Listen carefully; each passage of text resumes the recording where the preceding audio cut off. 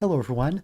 This is Howard Zulte, and I know that many of you are trying to find funding to help expand your reading programs or your literacy programs. And there are some really good grants out there. For example, the one that we'll talk about today is the Dollar General grant. And this has to be one of the easiest grants that you will ever fill out. It's only a couple of web screens, so you can complete it very quickly. So here are the important items for the grant. First, it's for a maximum of $4,000. And you can use it for almost any program, kindergarten through 12th grade, that supports literacy. For example, you can use it to create a new literacy program or expand an existing literacy program. You can use it to purchase new technology or equipment or to support literacy initiatives. You can also use it to purchase books, materials, or software for your literacy programs. So there are many things you actually spend the money on. The main thing is that you get your application in on time, and the deadline for this application is May 22nd of 2014. So this application is really easy. It's only a few screens. And I'm going to take you step by step and show you how it's done. Let's go back to the original page. How do you find the application? So the first thing is we go to the Dollar General website. And if you scroll down to the bottom of the page, there is going to be a link to the Dollar General Literacy Foundation, and that link is right here. Now let's click on that link. That's going to take us to the foundation page. Now let's scroll to the bottom of that page, and that's where we will find the grant listings. And they are right here. Let's click on the literacy grant link right here.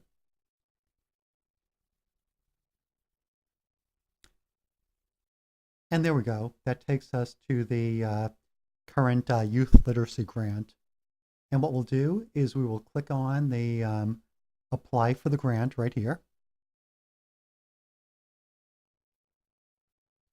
Now the first step is answering 5 really easy, quick questions, and you'll get directly to the application. If you're a public school, K through 12, or private school, or a 501c3 nonprofit, college or university, or a public library, you're eligible. So click yes on this one.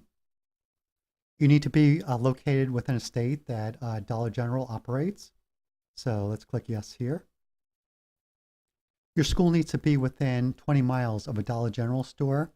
So I'm going to save you a little time. What you want to do is you want to go to the store locator, find the nearest Dollar General store, get the address, and then calculate the distance between your school or organization and the nearest Dollar General store. That's important because in the later part of the application, it's going to ask you how many miles are you from a Dollar General store.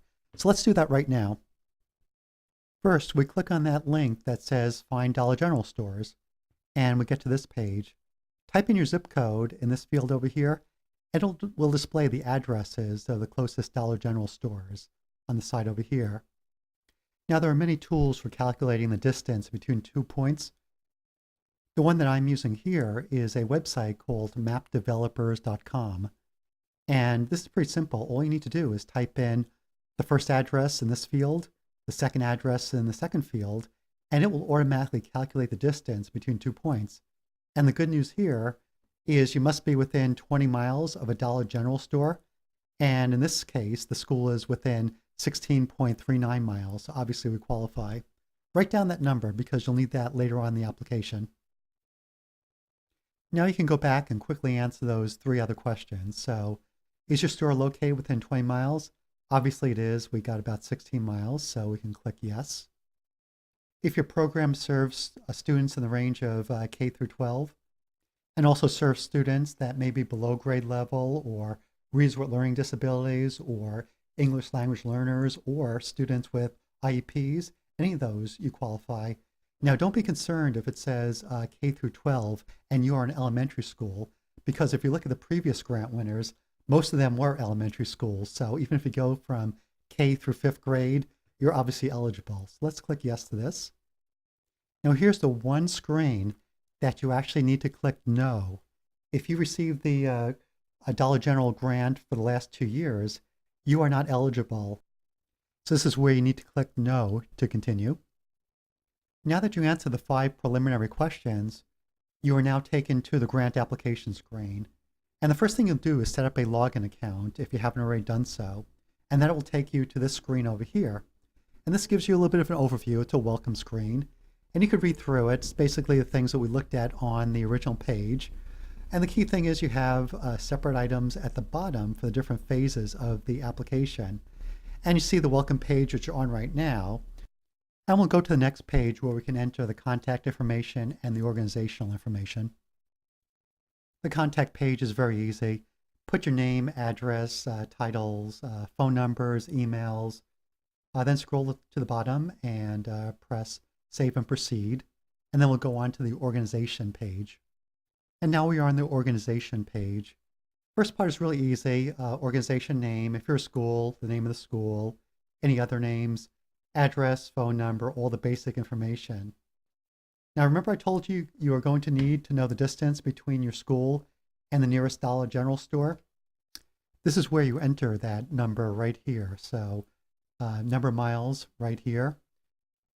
If you're a nonprofit, you'll need to upload a scanned copy of your 501c3 letter right here. And just click this button. Now here's a little trick that you'll need to keep in mind. Sometimes if you try to go on to the next page and you're a school, obviously you don't have a 501c3 letter. It may let you go on to the next page, or it may give you an error saying you need to upload something. So in that case, the error message will prompt you to upload either a file that says you're a school, or if you have scanned in documents that basically say you're a school, you can go on with that. But that's just something to be aware of. It may not happen, but I've heard of cases where it actually happens at this point. So just be aware of that. And there are easy fixes for that. The other question is, how long has your school been in existence? What type of school? Public, private, charter? And then what age of students do you serve? You can either click on one of the fields, or if you serve multiple grades, hold down the control key. And then the last section here is what are the services offered? And obviously for a school, that would be very easy to fill out. Now click on Save and Proceed, and we're ready to actually start talking about the project. So now we actually get to talk about the project. And the first thing you're going to look at is the project title. Now, one of the secrets to getting a very high rating for any grant application is to start with a project title that catches their attention. I would probably not use reading project or literacy project. Those are not going to attract their attention. You want something a little more interesting. So this is a chance to use your creativity. Next, you enter the amount that you'll be requesting right here. And most people enter the maximum amount. So that's going to be 4,000 right here. And the number of individuals that will be served for this project, number of students. So enter that here. The next field contains demographic information. Now, if you're a school, you already have this information. You report it every year to the federal government. So that's nothing new.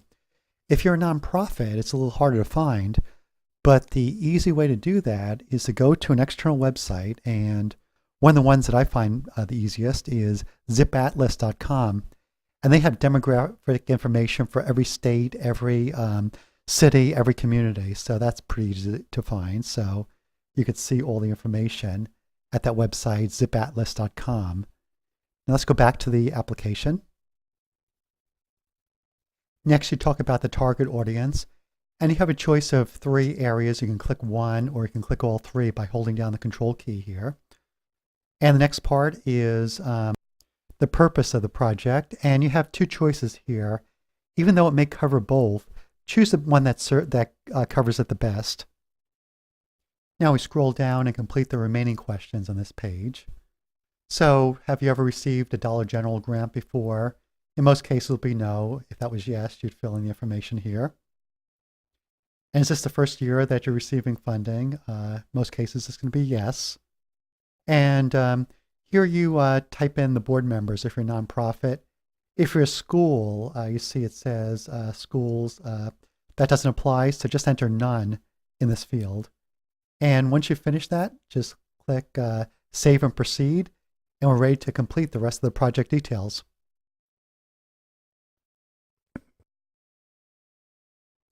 Now you get to provide some details about the project. So the first field over here is the geographical information. And you can just say a little bit about the community, a little bit about the area, and just enter it here. You don't have to type a lot, and you're limited to 500 characters, so you really can't say too much. Next, you are going to have to fill out some information about the unemployment rate. Now remember I showed you the website zipatlas.com in one of the previous sections? You can use this again to find the unemployment rate. So for any community in the United States, type in that city name, that town name, and it'll take you to all the demographic information for that community. In this case, we can quickly look up the unemployment rate, and we see that the unemployment level is 7.24% for that city. The state average is 5.59, and the national average is 5.84.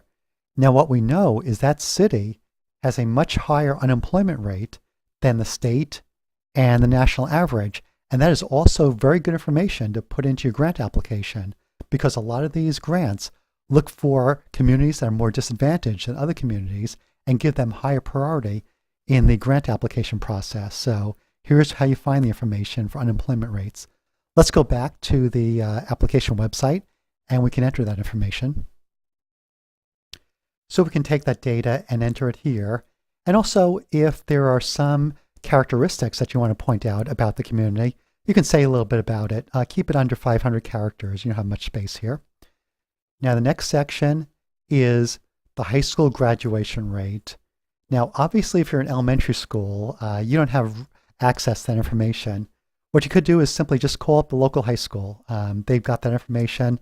They will give it to you in a couple seconds. So that's usually very easy. If for some reason you cannot get that from your local high school, you can go to the state education websites or even the Department of Education national websites and get that information. And that's pretty easy to do, so just put that right here.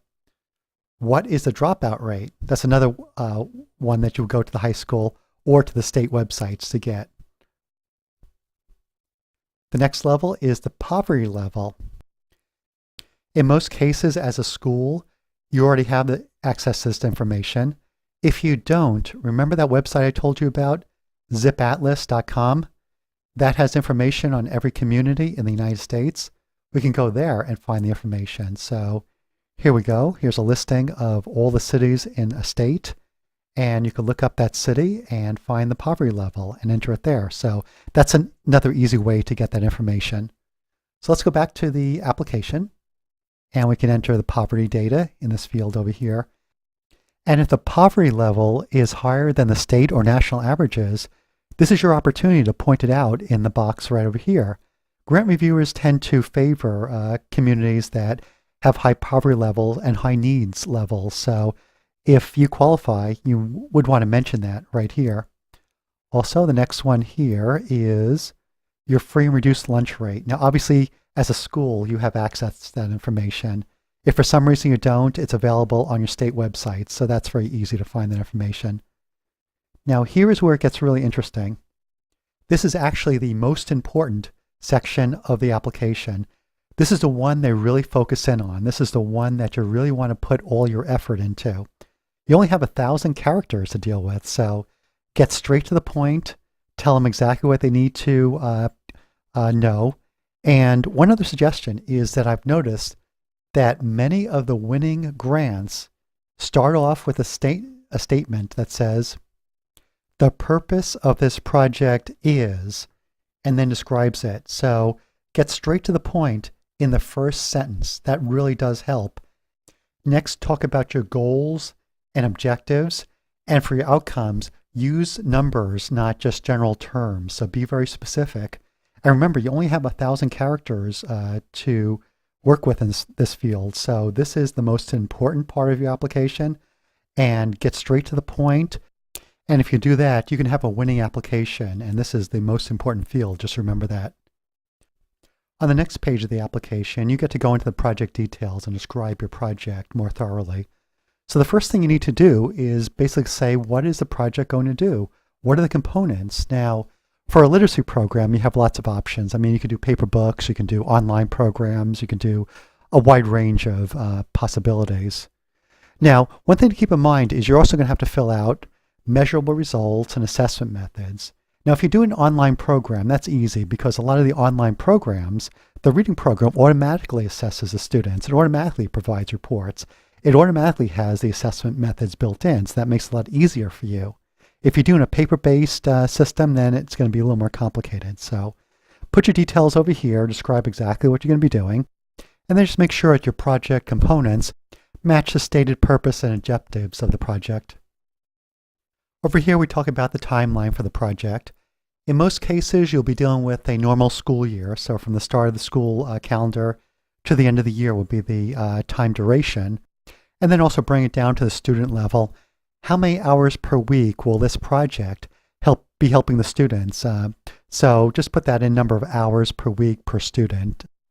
Now the next fields talk about measurable results, the assessment methods, and the available technology. So if you're using an online reading system, this is going to be very easy to complete because most of the online reading systems will automatically assess the kids, it will measure the progress, and you'll be able to easily get the results and compare that against the objectives. So for example, we might say 100 first grade students will read 30 books online through the online reading system. They will take the quizzes and assessments. They will achieve one grade level of academic progress within the school year. For second grade, we might say something similar. 100 second grade students will read, let's say, at least 20 books online, take the quizzes, and achieve one academic year's worth of progress. Now, we might want to put a note in there that says that because second grade books are longer and more complex, we set the threshold a little bit lower for that, yet the learning objective is still identical. And we do the same thing for third grade and fourth grade, and however many grade levels are in this project. Now, the section on assessment in the next section over here is actually quite easy because for a literacy project, most schools already have baseline assessments at the start of the school year, and they have end-of-year assessments, so you know the start and end progress, and you can determine that.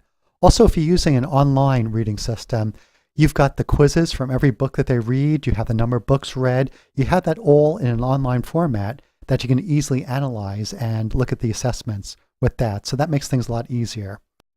In the section on available technology, if you're using an online reading system, then you have a lot to talk about here. You can talk about instruction during the school day, you can talk about using the computer labs, you can talk about using computers in the classroom, you can talk about tablets or any other technology that you have inside the school. In addition, if it's an online reading program, you can also talk about extending the learning into the home and students reading books and having access to thousands or hundreds of books available online from their homes. So that's another thing you can mention in terms of available technology. Now the next section asks you the question, are you requesting technology with this grant application? Now my advice would be to say no. The reason for that is $4,000 does not buy a lot of technology, but it buys plenty of reading material, especially if you're talking about an online program. I mean, let's look at Raz Kids.